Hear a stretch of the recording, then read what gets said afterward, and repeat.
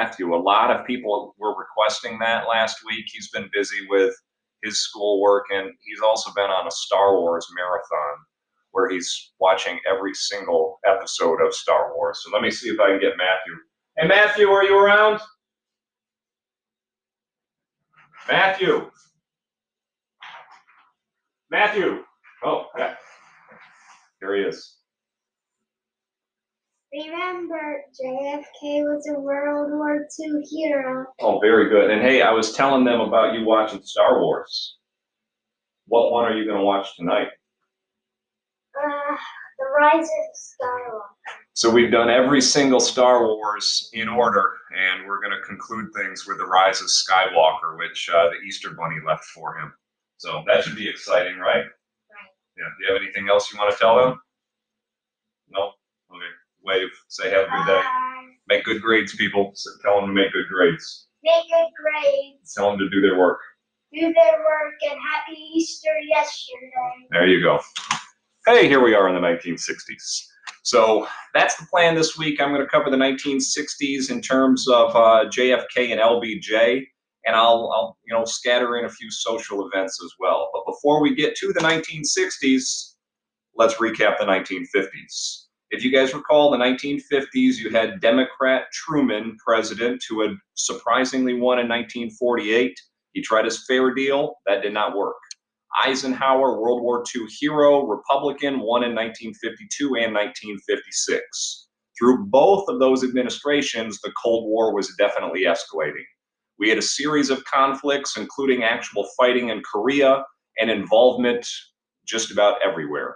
So again, some of that involvement was a bit controversial, as you learned with Eisenhower, but just understand the Cold War, it's escalating through all of the 1950s. We also had the fear of communists at home. That was kind of peaking with Truman and that House of Un-American Activity Committee, and especially that Joseph McCarthy guy. So just kind of think that was a trend in the 1950s. And despite all that fear and paranoia, we had economic prosperity. So the economy was booming, national income doubling, but the unions were struggling. And again, I explained how once that Taft-Hartley Act was passed, the unions were on a long slope downhill, which continues to modern day. And I asked the question about society in the 1950s. Was it all about conformity? Some allege that the 1950s were about conformity, complacency, but I would kind of counter that. I look at first the civil rights movement, which I'll teach you next week. I look at music. I look at other issues in the 1950s, and I see there was a whole lot of nonconformity that was actually going on. So just kind of think that's the projection of the 1950s, where you're going to see in the 1960s, it's not about conformity at all. You'll see a whole lot of nonconformity in the 1960s. So let's get there, starting with an election of 1960, with technology playing a very new role. You have the first televised debate. So it's our first televised debate in American history between Democrat John F. Kennedy and Republican, who was the vice president, Richard Nixon. And they actually say that it's TV that made the difference in this election, which, as you see, was incredibly close here. Both guys in a virtual popular vote tie, but they say that TV gave the edge to John F. Kennedy. They say that if you watched the debate, you swore that Kennedy won this. But they say if you heard the debate, you think that Nixon won it. Again, Nixon was experienced. What was John F. Kennedy's experience going up to 1960? Well, as Matthew told you, he was a World War II hero. He had a super rich dad, but he had served, a term in the House of Representatives and one term in the Senate. Not too much political experience for JFK. This guy was vice president, was in the House, was, politically active his entire life. But TV showed a problem with Nixon. What was the problem? He was sweating too much. He had to continually dab his face because he would get these pools of sweat on his nose and on his chin. And when people were watching that, they're like, whoa, what's up with Nixon? Why is he so nervous? We can't have a nervous guy as our president. Well, funny fact about this, Nixon was a little paranoid about Kennedy looking so smooth and looking so young and dapper. Nixon put on a bunch of cheap makeup, which made him sweat uncontrollably. And again, they say that that's the factor that led to Kennedy's victory. So Kennedy wins this thing in 1960, and Kennedy is going to be the youngest and first Catholic president we've ever had. Yes, a few notable things there, especially about his Catholicism. He actually made a big speech in Houston at Rice University about his religion, where, again, think of the long history of Protestants and Catholics, and people were alleging that Kennedy would be more loyal to the Pope than to the country, and he would be answering to a foreign power. Kennedy went on TV and said, look, people, calm down. This is my religion, but I put my country number one. So he was able to calm down a lot of the anti-Catholic stuff that had been going on for a very, very long time. So he's the youngest. He's the first Catholic. He's got an all-star cabinet. Secretary of Defense Robert McNamara. I'll talk more about this guy when we get some foreign policy issues, notably Vietnam. But let's note something about Kennedy's Attorney General. It's his brother. So JFK picks his brother, Bobby, who's younger than he is. He picks Bobby Kennedy to be the Attorney General, and that's the top lawyer in the nation. So just kind of think of that nepotism, if you'd like. Other things about Kennedy, his youth, his charisma, his speaking, they say it truly inspires idealism. And you guys could probably quote something from his inaugural address just by thinking about John F. Kennedy quotes. Ask not what your country can do for you, but what you can do for your country. So upon saying that and the creation of the Peace Corps, you get a ton of Americans volunteering to like go do things for the country. And the new frontier, we'll talk about that momentarily as well. We also have a little bit of biographical detail. He's a Harvard grad. Again, he's from Massachusetts. Top families in Massachusetts will go to Harvard. He actually wrote his Harvard thesis on appeasement. And his Harvard thesis turned into a best-selling book, Why England Slept. And as, again, Matthew told you, he was a World War II hero. They wrote a book about it, made a movie about it. So the famed PT-109 incident, his boat in the Pacific was shot down and he saved a bunch of people's lives. So he had the name, he had the family, he had the money, and he's able to use that background to be the first Catholic and youngest president. So very notable with John F. Kennedy, 1960, leading us there. Let's note a little bit about his new frontier. Oh, but first, nickname. There's his wife, Jackie. They called the Kennedy White House Camelot because, I don't know, it was like royalty and really fancy. So just side note there with Kennedy and his wife, Jacqueline Onassis. As for the new frontier, he campaigned on civil rights. What political party is Kennedy? He's a Democrat. How do Southern Democrats feel about civil rights? Oh, they don't like it.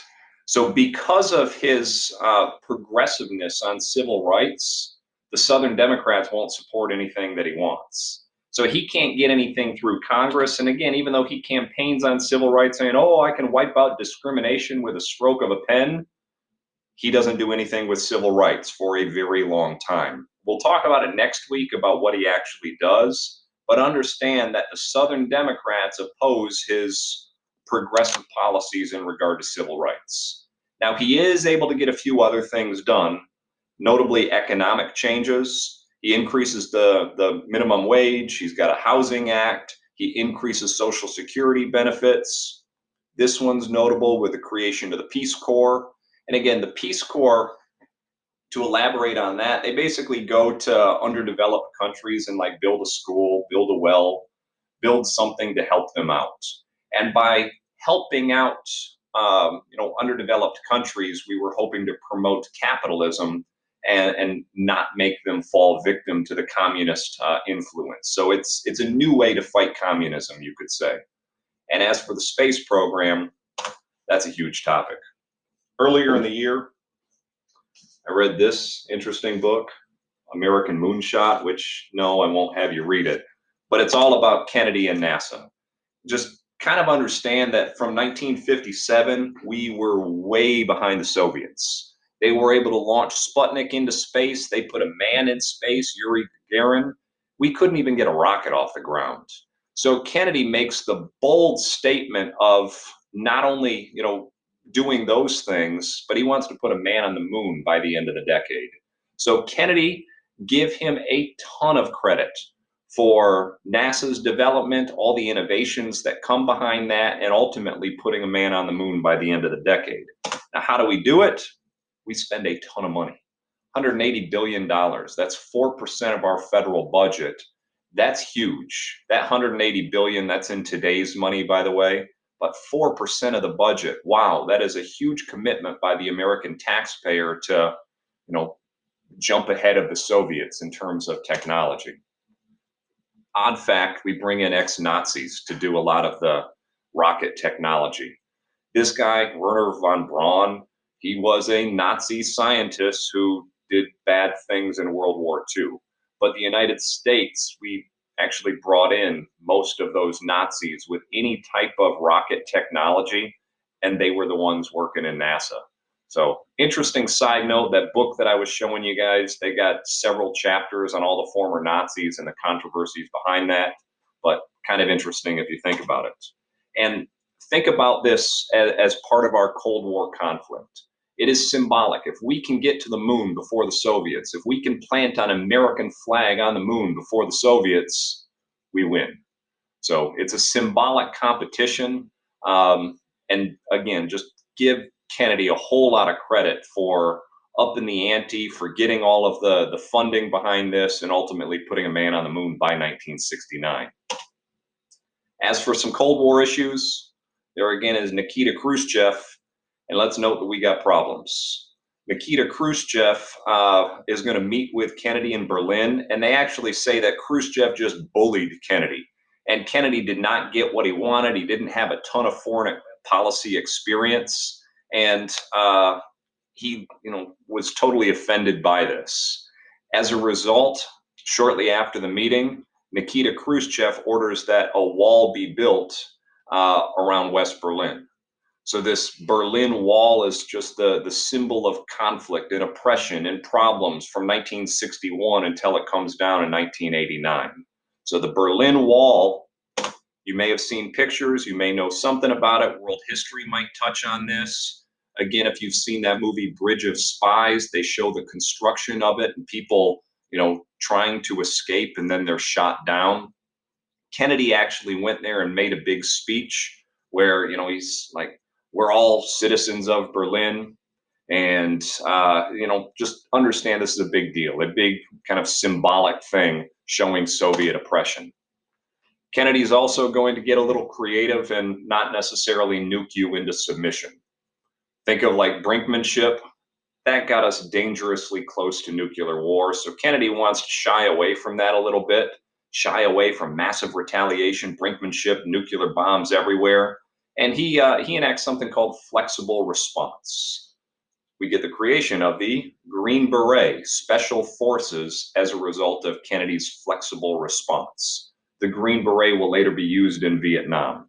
So again, just think the Eisenhower administration, we will bomb you.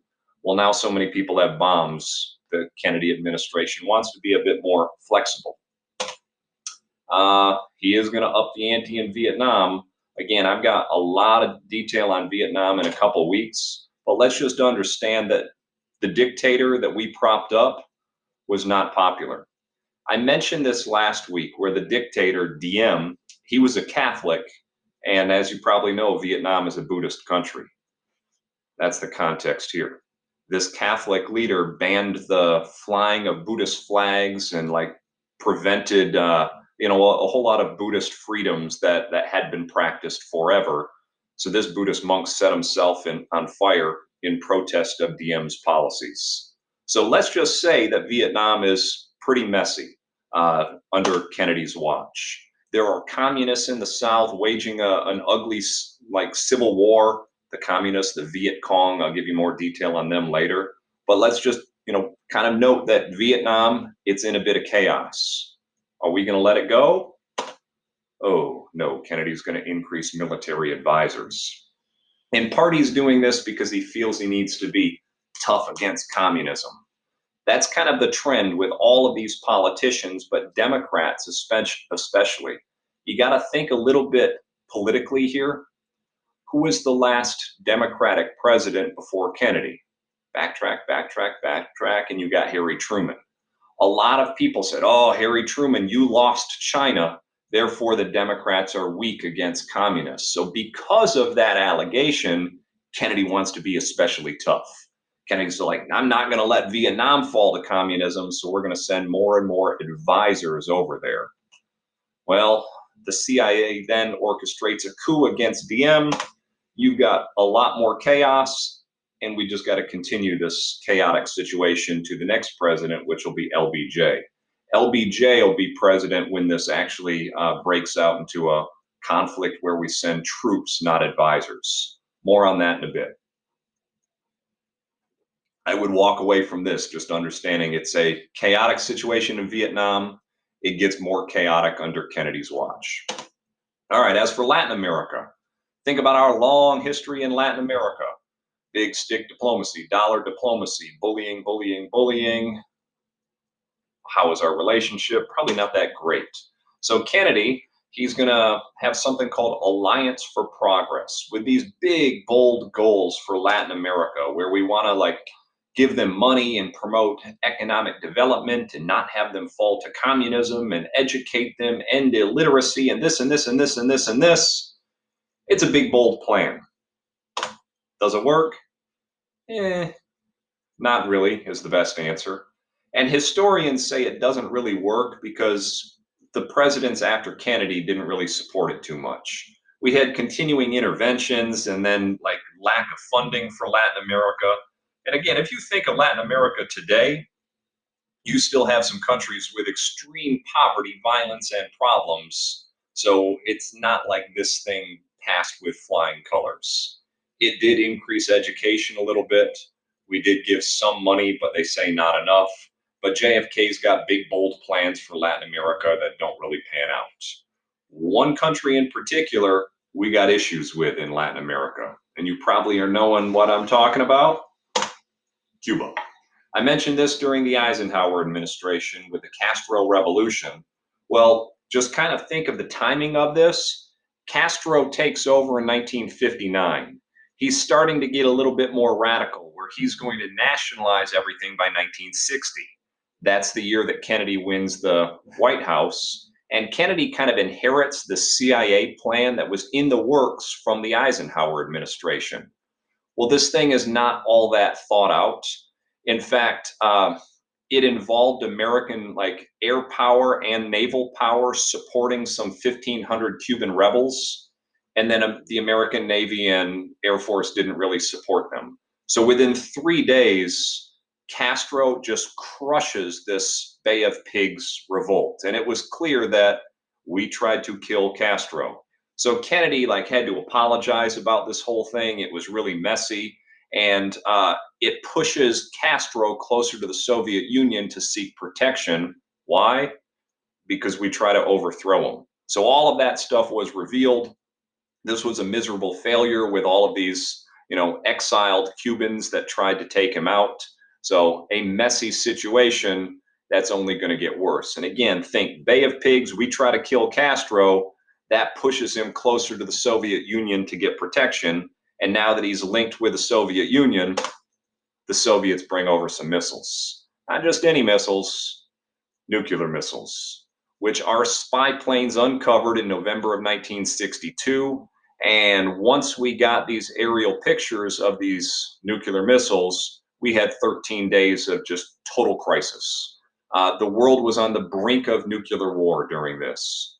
Kennedy goes on TV. He lets everyone know what's going on, and he vows to stand up to the Soviets here.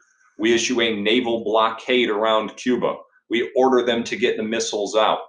So just kind of think, for 13 days, we are on the brink of nuclear war. People are preparing it. They're going into their bomb shelters. Great movie that does depict the whole thing. If you've got some free time and you want to know all about the Cuban Missile Crisis, I do recommend it. Kevin Costner, a few other actors you might recognize. Again, we're arm wrestling on these nuclear bombs. We got the blockade of Cuba. It's a really big deal. Just understand that it's a big deal. Eventually, we get resolution through some kind of back channeling diplomacy. We can't just pick up a phone and call Nikita Khrushchev. So we use some like back channeling through diplomats, and they eventually get a resolution where we promise, all right, we're not going to invade and take out Cuba. They promise to remove their missiles. And then we privately promised to move some missiles that were pointed at the Soviet Union that we had in Turkey. So that's our whole resolution of the thing, but know that we're on the edge. We're really, really close to nuclear war. Khrushchev is then forced out of power by some hardliners, and the Soviet Union is now going to begin aggressive arms expansion, where this new kind of weapons arms race will, continue for the next decade or so. If you want a bright point of this, we at least install a phone with the Soviet Union so we don't go to the brink of nuclear war. We've got a hotline where, hey, Soviet Union, let's not nuke each other. And then they can talk about it. And they ban above ground testing as well by 1963. Kennedy is initially given so much credit for saving the world right here. And again, think about this. Kennedy's standing up to the Soviets. He will not give in. He won't let them keep those weapons, and he even gets a peaceful resolution to it all. So, yay, Kennedy. He's generally a top 10 president. This is one of his highlights, this whole Cuban Missile Crisis. With that said, this slide probably looks fun for you. Remember our whole historiography that I taught you? I believe we looked at it with the Freedmen's Bureau and maybe a few other things. Well, this is yet another one that I wrote. I even did a 45-minute presentation that I have a separate PowerPoint on, but I'll spare you guys the details. I won't have you read these 25 pages or watch 45 minutes just on the historiography of it. I'll just try to break it down with this slide right here. Let's kind of understand that the Cuban Missile Crisis is understood by historians in three phases: orthodox, revisionism, and post-revisionism. So to break down the orthodox history of the whole thing, the orthodox historians are like, yay, Kennedy, you saved the world. A lot of these orthodox historians use Bobby Kennedy's book that totally praises John F. Kennedy. They say that we went eyeball to eyeball with the Soviets and the Soviets blinked. Yay, John F. Kennedy, you did it. You saved the world. So that was kind of the first take, totally praising John F. Kennedy, which is still in a lot of circles today. The revisionists, however, they put the context in play, where they're like, well, we kind of provoked Castro, and this was a little bit of the fault of the United States. The revisionists go all the way back to like the Platt Amendment and say that we dominated them, we created these conditions that made it possible. The revisionists will basically note that we tried to kill Castro a number of times before this. We had this operation called Operation Orsak, which if you spell that out, it's Castro spelled differently, where we had numerous plans to try to kill him. Even like a plan to make his beard hair fall out so he would be discredited among his people. The revisionists, they also note that Kennedy's initial response shouldn't be praised, it should be condemned. And these revisionists are citing the fact that John F. Kennedy was on this new back pain medication that caused him in the side effect to be overly like violent and aggressive. So the revisionists, they're just trying to bring the whole picture into play. And the post-revisionists, this is even like a bigger scale. They're using declassified information from the Soviet Union and Cuba to try to paint a full story. So if I had to break this down and simplify it even more, you've got the orthodox historians, yay JFK, revisionists, that's kind of our fault. Oh, let's see. My dog is protecting us from someone at the door. Charlie, calm down. Charlie, it's okay. Charlie, it's okay. And again, the post-revisionists, they're going to tell the story from both the American point of view and the Cuban point of view and also the Soviet point of view. So in a nutshell, that's the historiography of the Cuban Missile Crisis. That, people, is where we can end today. I'll cover this one tomorrow. Let me know if you have any questions or concerns.